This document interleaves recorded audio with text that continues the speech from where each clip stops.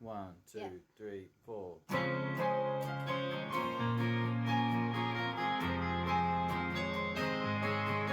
Welcome to the Immigrants and Exiles podcast, recorded at the Beachcomber Cafe in St Kilda.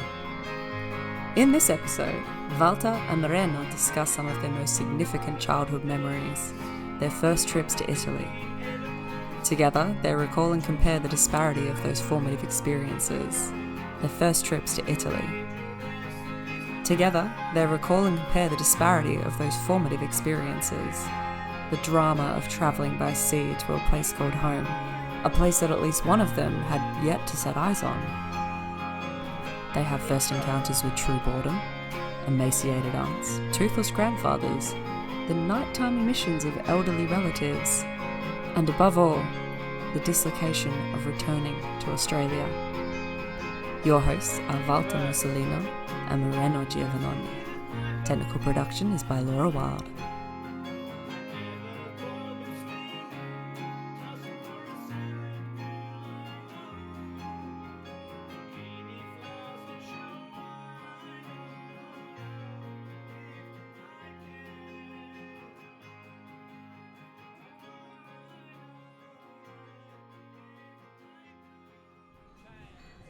Hello Walter, how are you?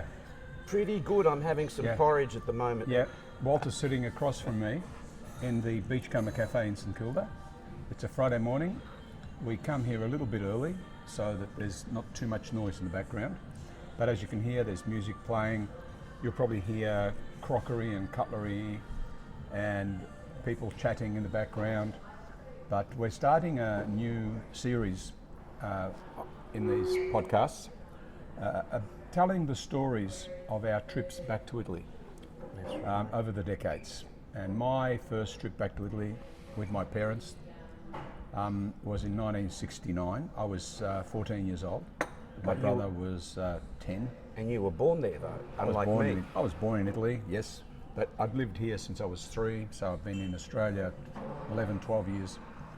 And my parents decided they were going back to Italy. So I'm going to be telling the story of that first trip back to Italy, which you can also read about in my 2 books.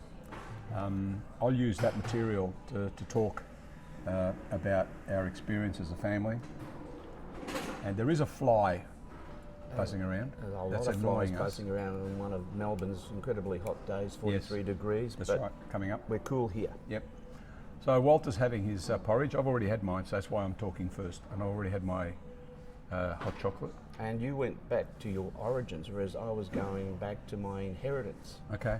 Because You being were born in here. Australia. You were Yep. born here. You're a true blue Aussie, Walter. Don't paint me with that Don't brush. paint you with Don't that. call me Bluey. I can tar you with it. No, because my parents raised me to be an Italian. I only ever spoke Italian and Okay. French. Yeah, Because my okay. father wanted me to know my French. All right. So look, it was 1969. I think it was about September 1969. The tobacco season was had finished. My dad did not start a new tobacco season. We packed everything up in some trunks. They told us, our parents told us we were going back to Italy for good. I had to find someone to give my dog to. I had a curly-coated retriever called Dick. Brown, curly-coated retriever. I gave him to my friend Robert, who later we used to call Roberto. So I said goodbye to all our friends at school. I don't remember how we got to Melbourne. Whether we drove and then my dad left the car with somebody, sold it to them or something. I have no idea. So they were determined to never come back. Never come back. So we were going away forever. Were you shocked? No, at the age of 15 or 14, what was I? I was 14. I don't know what I thought about it. It would have been, I don't know, sounded interesting, you know, but it was normal because I was with my brother, my mother and my father. That little group of 4 was crucial. As long as I was with them, everything was fine. Well, you see, can I interrupt quickly? Yeah. Because when my mother took me back, Yep. I got onto the ship I was very happy because my dad was there saying goodbye to us, though I didn't interpret his presence as a farewell. Yeah. And then he walked off on the gangplank and went back onto Station Pier. And I'm going, what's going on? What's going on? And then I started bawling my eyes out. I had my arms were outstretched. I wanted to, even though my dad and I weren't close, but I guess I was close to him. He wasn't close to me. He was very proprietorial in his relationship with me. Yes. But for me, like my mum, he was everything. So half of everything was taken away from me. Yeah, I can understand that, but I didn't have that experience at all because I'm going to kill this fly. Because we were all together. We were all on the ship together, so we were going on this adventure together. Look, the trip was fairly boring. I remember my bottom hurt, the bottom of my spine from all the sitting in the library, in the ship's library. Oh, yeah. Because all I could do to pass the time was read books, go to the pictures. They had a cinema, so I'd watch the same film 3 times. I think I watched a film, Dr. Faustus or something, starring Richard Burton and Elizabeth Taylor. Yeah. I watched that lots of times, and other films. So these are films from the mid to late 60s. Okay, so we're on the ship for a month. I'd never been bored in my life, and this was the first time I was bored. Really? Oh, you're older, but for a littler kid like me, around 8, I was transfixed by the ship. Yep. The fact that you could walk on water, even if it was on a ship. Yeah. In the ocean and seeing flying fish in the middle of the Indian Ocean, seeing dolphins and then sharks as well, and the crew tossing out the scraps of food, and even more sharks arriving to eat it, or stopping in the port of Aden. And I was transfixed by this new phenomenon of, well, relatively new for me anyway, of transistor radios. And at the back of the ship, the crew would barter with these Arabs. You know, give me the transistor, then I give you the money. No. And the things were hauled up by baskets, and then the money was lowered by the same basket. And then I would just be focused on listening to the radio, to music, to anything that I could listen to. On board ship? On board ship, yeah. Okay. Well, on the ship I was bored. It was discovering the world, you know. I didn't know no, what the I world wasn't was. discovering anything. I was just bored.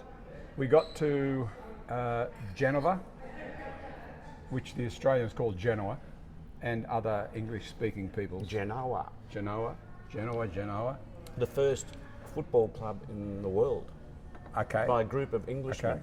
AC Milan was pretty close. Yep. Wasn't it? And okay, who is meeting us at the port in Genova? My grandfather Bucchione, who was in his early 60s and toothless. I'd never seen a toothless man, but there he was. And I thought he was old, but I realise now that I'm 70, he was about 63 years old. He wasn't so old. And my uncle Paolo was there too, wearing his standard navy blue suit, without a tie, open-necked white shirt. And we hopped into 2 cars, not straight away. We got on a train from Genova to Lucca. We're on a train, we're all sitting in the same compartment. My mother, my father, me, my brother, my grandfather Bucchione, who's my mother's father, and my uncle Paolo, who's my mother's brother.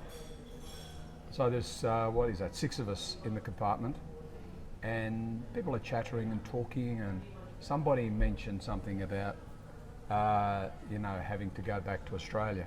And the 2 Italians, let's call them my uncle and my grandfather, jumped on us and said, no way, don't even mention it, that you're going back to Australia.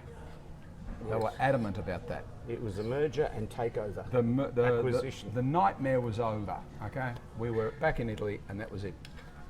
Okay, so in Lucca, we were picked up by, Paolo had his car, so I was in the car with him, and so was my brother. My mum and dad and Bucchione were in the car of a man who had actually driven my dad to the station on the day my dad left in 1957. His name was, I can't remember his name now, but it's in my book, so read the book.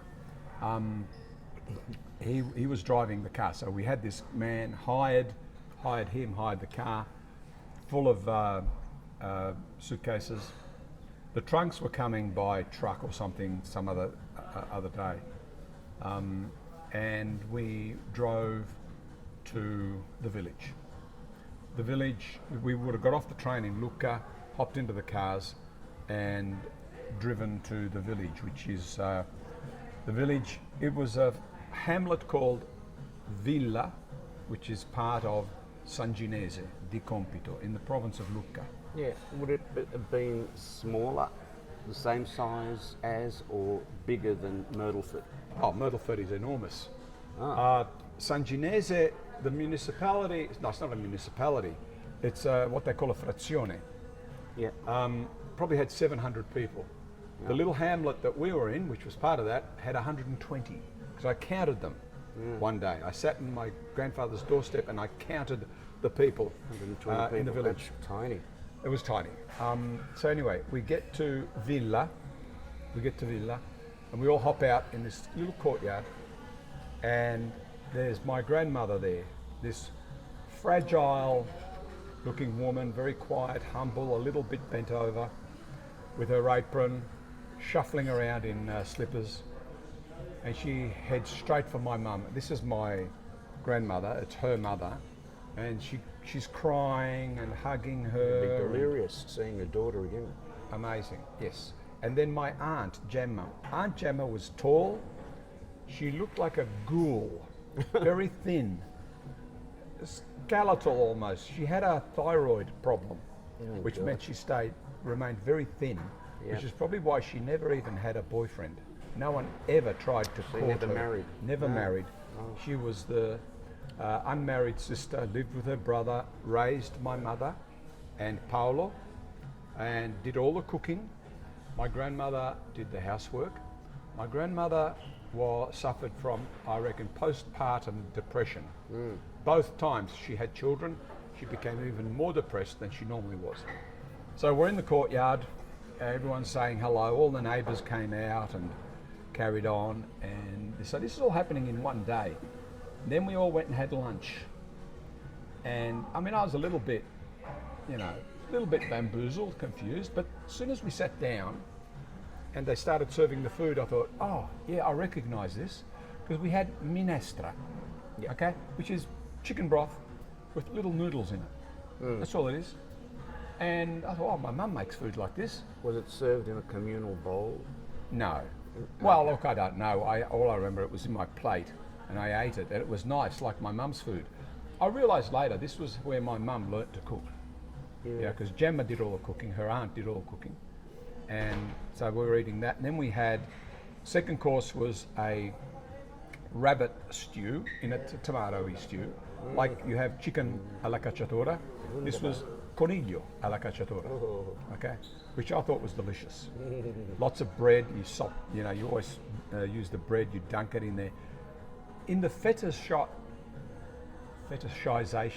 I don't know, in the fetishizing of Italian food by Australians, they never mention the dunking of bread in the sauces. And that, for me, that's one of my favourite memories of my mum's food. There was always this delicious food that you mopped up, the sauce you mopped up with pieces of bread. That's what people who lived a subsistence lifestyle did. They made the most of every little thing. If you've got sauce, you mop it up with bread. You've got to fill that belly. You don't run a water over it and wash it. You eat it. And my grandfather had, on the floor beside him, he had a basket in which he kept a large prosciutto. And if someone wanted prosciutto, he would bring it up pick up the ham, put it on the table, and cut some slices and give you the slices. So he issued the prosciutto. He also had a flask of locally made, homemade wine. It was usually white wine, with cloudy debris in it. Oh, the mother. Something, I don't know. Rosemary taught me that that's called the mother. The mother, okay. But it was almost sweet, so I could have a little bit too in my water. And the kitchen table was so small that Gemma had to sit back against the wall, near us, but against the wall, because there wasn't enough room at the table. So that was like the first meal, and it was okay, because that reassured me a little bit. Did you feel immediately integrated? No, no, it took a while. It took a while. Especially because Gemma was scary because she was so skinny. She looked like a walking skeleton. Yeah, yeah. But after a couple of weeks, I mean, we loved the woman because she loved us. She was always giving us food. You know, she'd give us pieces of cheese and bits of bread and, you know, all this lovely stuff. It's a gift that comes from the heart. Yes. You know, Yeah. sharing your food. Yeah. Because that's an essential survival That's right. tool. Definitely. Yeah. So, look, that was the arrival. We started going to school, my brother and I. So we arrived in October, so school was well underway. I mean, school goes back in September after the summer holidays. So we were going to San Leonardo, riding our bikes to school, and I think I fitted in. I was a very kind of assertive, brash type of kid. Like as you are now, a mature man. Is that what it is? Assertive and brash. Is that what I'm like? Always telling me that I'm not listening because I'm not looking into eyes. your eyes when you speak. That's right, you've got to concentrate, otherwise I don't believe you. We went to school, we were fitting in okay, but I was still, you know, I'm 14 years old, going on 15. But how did you go with your Italian? Italian was okay, I didn't care, because I spoke English and French. My French was very good too. So I felt I had one, you know, I was better than all the others. I won a composition writing contest. Secondary school. Writing in Italian? In Italian, yes. I based it on a song by Sergio Endrigo called L'Arca di Noè. I wrote it. That's it. I wrote this composition and I won the national competition, which I don't know. There was a tiny little prize of a book or something. That was a cute song. And yeah, it was a dystopian thing based on the story of Noah's Ark. That you know, he won Sanremo with it or came third or something. So I was doing okay at school. I even studied Latin, but didn't sit for the exam because that wasn't compulsory. So I chickened out. Teacher was disappointed that I didn't sit for the exam because she thought I was pretty good. So going to school by bike, living in the village, made friends with Dalio. Dalio was another shy kid like me. He later died of bowel cancer in his early 30s. But Dalio and I used to hang out all the time. He had a little scooter. We would go to the pictures. I'd sit on the back. It was illegal because it was one of these one-person scooters, but I'd sit on the back and we'd break the law every time we went on it. We'd sit in the piazza in Lucca, in Piazza San Michele, known as Piazza delle Catene, and watch girls. And occasionally I'd be very homesick. Occasionally I would be very homesick. And my dad caught me crying one day on my bed and asked me what the matter was, and I told him, you know, but I was just homesick. For what? For the tobacco farm. Yeah, for homesickness, because it hits you like a punch in the belly all it does, of a sudden. yeah. But yeah. what is it? What is homesickness exactly? Who knows? If your mum and dad are there and your brother's there, that's right, and you can speak the language. I'll tell you what I think it was. It was just growing pains.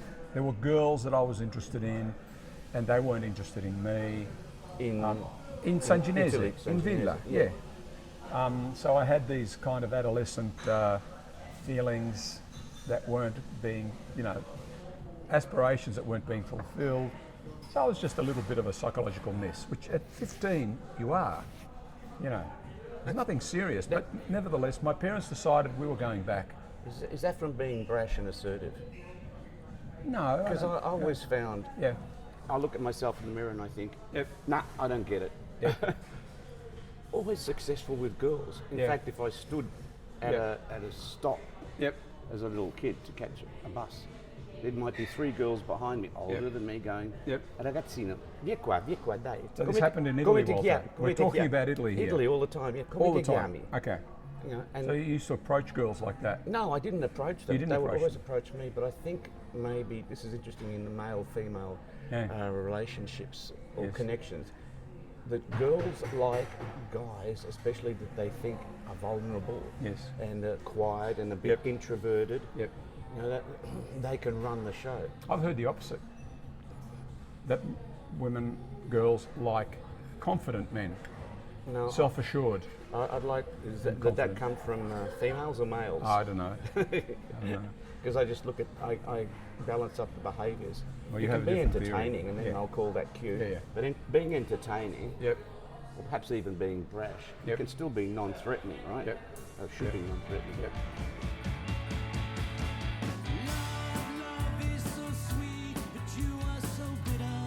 You're listening to the Immigrants and Exiles podcast. The song you're hearing now is called Love Is So Sweet by Davide and Walter Musolino of the Man City Sirens.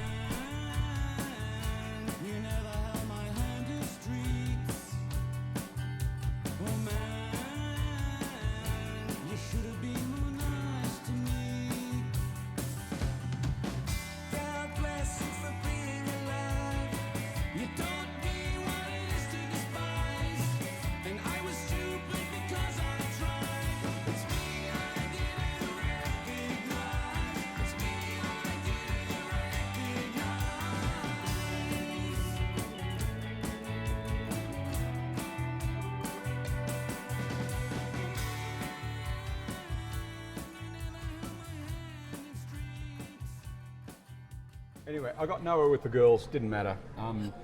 What I did do a lot of, we went out, with Dalio especially, we'd go out to have pizzas late at night and we would watch girls. There was a roller skating rink near the village where we used to go and hang out, and there were dancers there and roller skating when there weren't dancers, and we'd have pizzas and drink a beer. And my dad was trying to find work. He wasn't happy. I think he tried a couple of things and wasn't happy. So we ended up coming back. Do you think that maybe was that unconsciously, or perhaps even consciously, he suspected he wasn't going to be happy? So there was a predetermined outcome for him. That's true. But he felt he had to go through the motions at the very least, because this is what they had come to Australia for. Make some money, go back. We came back to Australia after a year, left money with my grandfather to build us a house, because we were going to come back a second time and move into the house. Okay. So, but that's a story for another story. For another I'm time. going to give you my first trip Let's go. to Italy. Okay. So Walter's going to tell us about his first What I remember trip. about that is, as I said earlier, I think I said it earlier, about being separated from my father. That felt apocalyptic to me. Yep. It was the end of a life, really. But then I was okay, because we had Italian ladies in the cabin with us, another 4 or so. So I could hear the 2 Interlandi sisters who were going back to live in Sicily. And You remember their names? Yeah. Oh, we saw them again a few times in Italy. I think in Syracuse. But they weren't people that you knew here. Yeah, we knew them here Oh, as you well. knew them here? They were, but there was Maria and Pietro. Yes. And I think Paola. Yep. Those 3. And I think Pietro and Maria never married, in fact. Okay. But they were sweet human beings. You know, I think this is probably something that happened fairly often. When people went back to Italy for a trip, like on the ships especially, there was always somebody they knew also going back to Italy for a holiday. Like you've got these Interlandi people. That was something, we experienced this as well. We'd meet people that we'd known in Melbourne, or, who'd moved to Melbourne when we'd come over together, But yeah, go on. Yeah, these were people that we knew in Richmond and Burnley. Yeah, fabulous people. But they were definitely going back to stay, and I'm pretty sure they never came back to Australia. Right. And when we got to Naples, my uncle Aldo, my mum's youngest brother, who played for Udinese and was picked up by Juventus, and I think broke his leg in the off-season and then became a panel beater after that. But yeah, and his son Mauro, who was a very good player, but un tipo un po' strano, a little bit bizarre in his approach to life and to other people, a bit brash too, and assertive. We drove from Naples, and it was about. So you got off in Naples? Yeah, we got off at Naples and drove to Rome. How did you drive to Rome? Your mother? My uncle Aldo's car. He was there picking you up at the port. Yeah. There may have been somebody else, but I don't remember. So her brother? Her brother, that's right. And he took us to Rome, to Ponte Namolo Nuovo, and to the Le Case Popolari, which are sort of 1 or 2 steps down below from housing commission here. So very, very tiny rooms, and I got to start sleeping with a kind of faux family. Yes. Because I never considered my parents and myself to constitute a family. We were more like 3 individuals thrown together. Whereas suddenly I had a brother and a sister, cousins, and I slept in a room with them. We would talk at night. I'd had my bed in the corner. And you spoke Italian, obviously. Spoke Italian, because that's all I'd spoken in Australia, basically.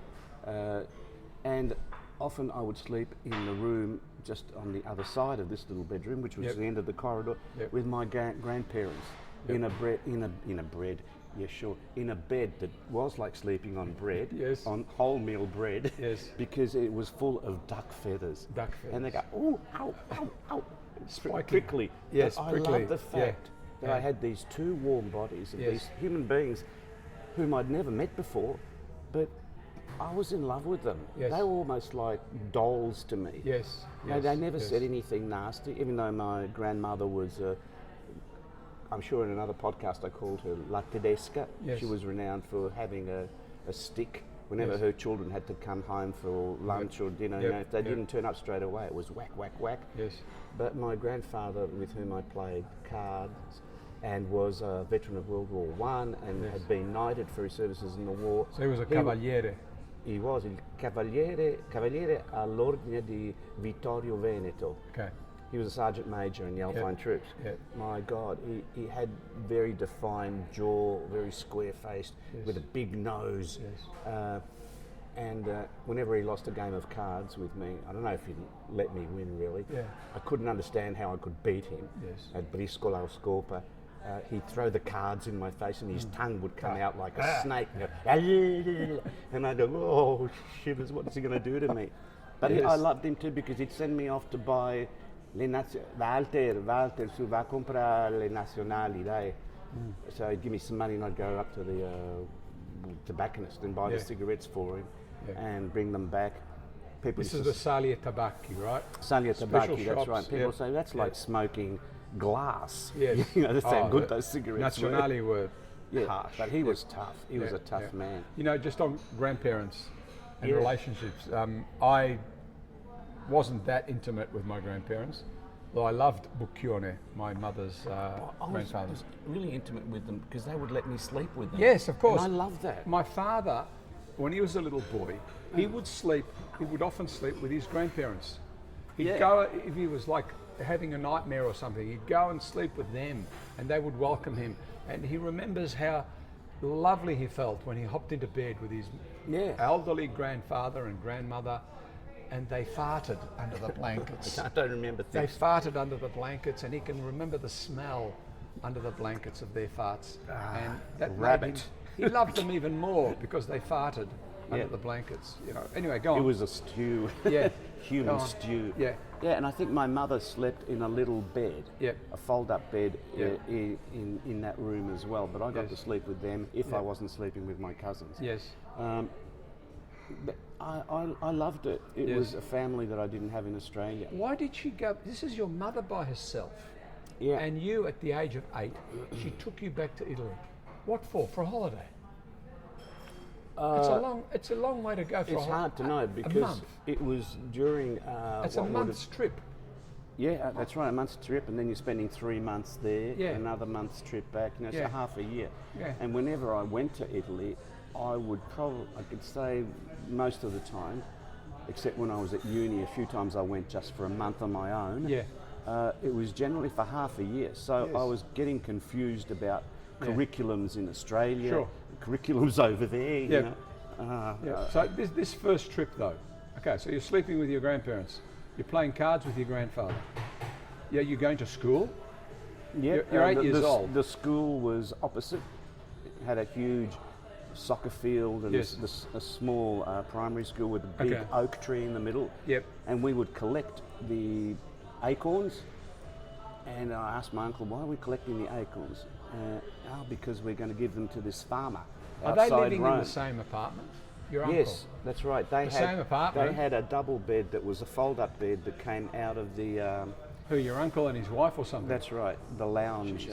So you got your grandparents, Yep. uncle and his wife, Yep. and some cousins That's right. in one apartment. Yeah, so it's 2 bedrooms, then the lounge room doubles up as another bedroom Okay. during the night, a dining room, then the kitchen as soon as you walked in on the Okay. left. Who did the cooking? Generally my aunt. Okay. And What were their names? Anna was my aunt. Anna. Yep. Aldo, my uncle. Aldo, yep. Domenico, my grandfather, or for some reason or other, I never understood, my grandmother called him Minuti. Minuti, bien qua. Okay. And she was Lucia. Yep. And my cousin, the male, was Mauro, and Yep. his sister, who died really young, about 39, 40 years of age from breast cancer, she was Viviana. And your mum? She was really smart at school too. And my mum, Cornelia. And Walter? And Valtere, as they call Valtere, me there. yeah. My name got extended. Valtere. Yeah. So you lived in this largest family for 3 months. Yeah, yeah. And What did your but mum do? I don't honestly know. Just pass She the just time. hung around, with Okay. her parents. And my father was in Australia working as a So travel why did agent. she go back? She missed them. Absolutely. My mother was never happy. She was a reluctant prisoner in Australia. Yeah. She wasn't so much critical of Australia or even of Australians. No. It was more that she was unhappy having been taken away from the best place in the world. All of this, her yeah, home yeah. in Italy, that's all. Yes. And I think years later, I came to the conclusion that I was a kind of peace offering to accontentare, to make my grandparents happy, and to integrate my dad finally, because they had eloped, into this family. Your parents had eloped? Yes. Okay. His best friend Gastone Vis, one of the colleagues at the Bank of Rome, drove my parents to Naples, where they caught a ship. And the next, we're going back now. Before I was born. Yeah. And we're going back to when they originally came to Australia. To explain what I think is the fundamental reason for me going back. That's a flashback. Okay. Yeah. And he told my grandparents that their daughter, their second oldest daughter, wasn't coming back. Okay. No warning whatsoever. He told them? Yeah. Your father told them? No, Gastone Vis, my father's Swiss-Italian told your friend. grandparents? Yeah. Because your dad didn't want to tell them? Yeah, I guess. No. It's a bit of a cowardly thing to do, of really. course, I mean, Anyway, he came here. It was pretty dramatic. Yeah, dramatic. So thing, an elopement like that. It was in years later that it dawned on me as a possibility. It seems reasonable the more I think about it. Yep. That was you take the grandson. What are they going to do? Reject the grandson? No, of course not. Plus, he seems to be a lovely kid. He's cute and he's really smart, and he's not. He's doing more than their other grandchildren are doing. He studies really hard, all this kind of stuff. So it's hard to criticise him. Yep. And I always felt not distinctively loved, but loved like the others were loved. Yeah. Well, that's good. That's a good thing for a kid, to feel loved. That's right. It was the yes. same. Look, when I made my way back to the village, as a 15-year-old, I still had my parents' love, my brother's presence and affection. I could feel that. My brother and I got on really well. But also then you get Gemma, my great aunt, and she's smothering us with love. It was like being love bombed. She's a recurring theme in your stories. Oh yeah, Gemma was amazing, but also Bucchione, my maternal grandfather, and also my maternal grandmother, poor woman, the woman who suffered from postpartum depression. You know. Yeah. My father's grandparents were more distant. They were like a different generation. Oh, yeah. They only lived 100 metres away, but they were more distant. They were still nice people, you know, but I never felt that rush of love and affection that I used to get from my mother's side of the family. Look, that's often the case. The mother's side of the family love the children more, you could say, generally speaking. It's a bit of a stereotype, but there it is. It was certainly the case with me. There was an interesting thing about my paternal grandparents being of a different generation. My father used to address them using the second person plural. Voi. Voi. Even the individual grandfather or father, he'd say voi to them, not tu, right? Yeah. Whereas my mum would talk to her parents using the familiar form of address. Which is what my mum did too. Familiar. Yeah. Yeah. Whereas with my dad, I can't remember what I did, but anyway, my dad definitely used to say voi. Well, that is interesting because not to be in Italy again, come back to Australia. I remember that here with my father's brothers and sisters who were here, not the ones in Italy, obviously, I always used the lei form. Zio, Really? lei Okay. zio Armando, lei Yeah. desidera un caffè adesso? Yeah. Dopo la cena? Always. Yeah. Always. Yeah. Well, you know the story about Musolini trying to change the language. Yeah, yeah. He thought lei was effeminate, so you weren't supposed to use it. Yeah. He wanted it replaced with voi, actually. And obviously my dad and his parents had picked up that, that new practice of using the voi form of address. Okay, so you're living in this flat, you're going to school. Which, interesting, as a sidebar Yeah. or open a parenthesis, voi amongst sort of peasant Yes. people Yep. background Yep. in southern Italy would come to my dad here in Australia and say, voi dottore, voi dottore. That's right, yes. Which is really like the royal plural. That's you right. know? Yes, dottore. And Mr. Filippelli, who was an amazing gentleman, such a gentleman. He wore one of those sort of 1950s type of golf caps, la scopoletta. You know, what do they call that? I don't know the cap. And they obviously must have been from sort of Norman descent because they all had blue eyes and pale skin, and he had a little stub nose. Yep. And go, hey, fratello, fratello, fratello. He'd say, voi, voi. You know, so he was intimate but also respectful and maintained a distance. You know. Yes. Talking of forms of address, I had an email yesterday from a client who addresses me as Dottor Giovannoni. Oh yeah, you get that all the time. It's not as common because in emails people don't actually address you as anything. They just say, you know. But occasionally, I get a Dottor because what? I write things. I write translations.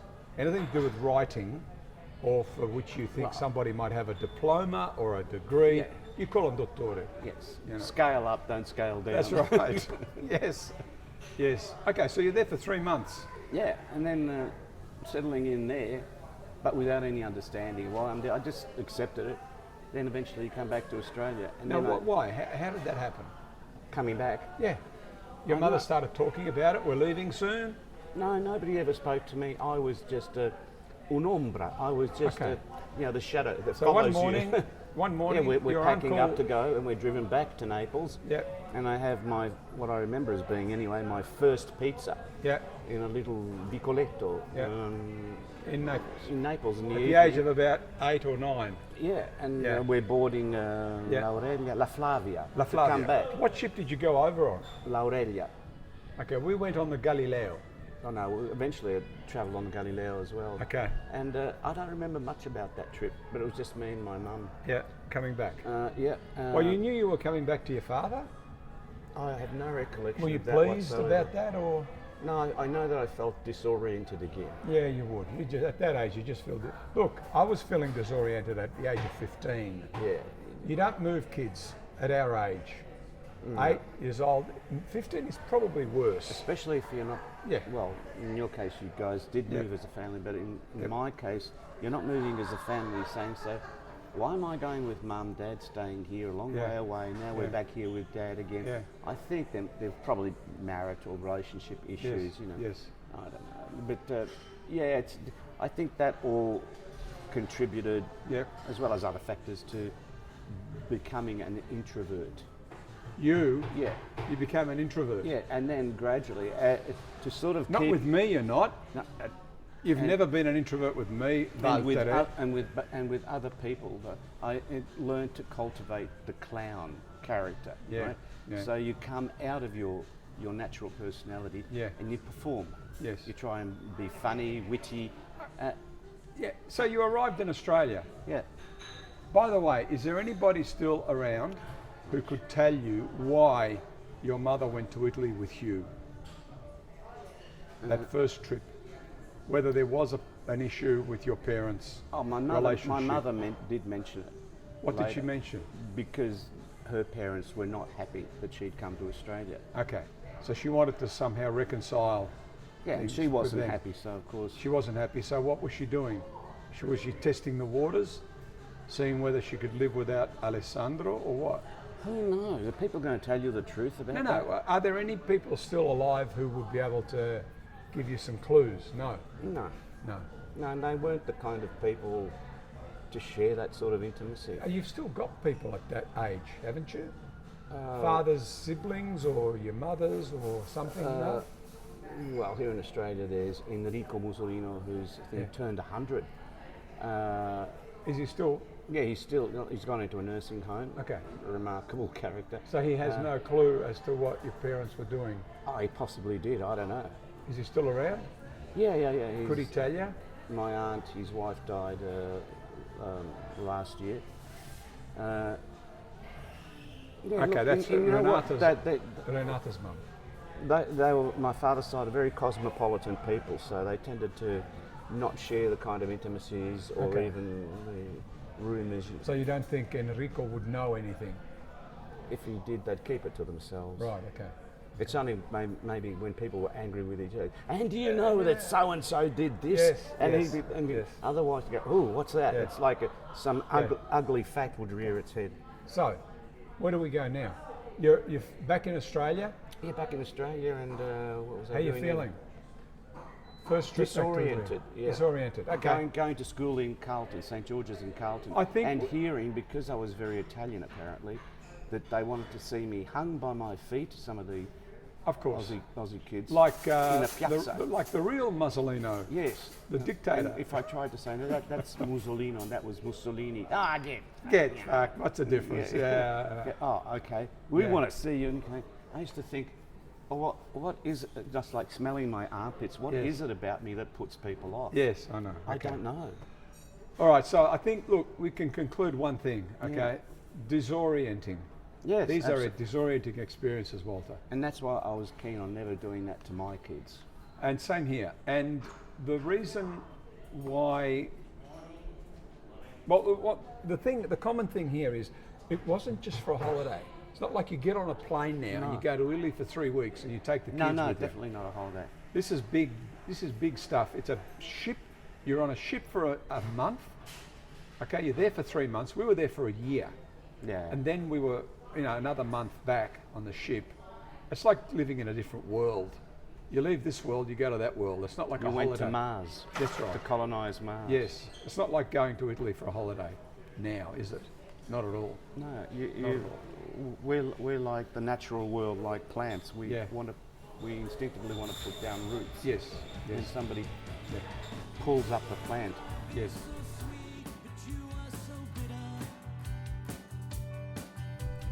Thanks for listening. We'd love to hear from you. Share your stories with us, your feedback, or just let us know that you're listening. Leave us a review on Spotify or email us at immigrantsandexilespodcast@gmail.com. You can also find us on Instagram and Facebook at Immigrants and Exiles Podcast. Ciao!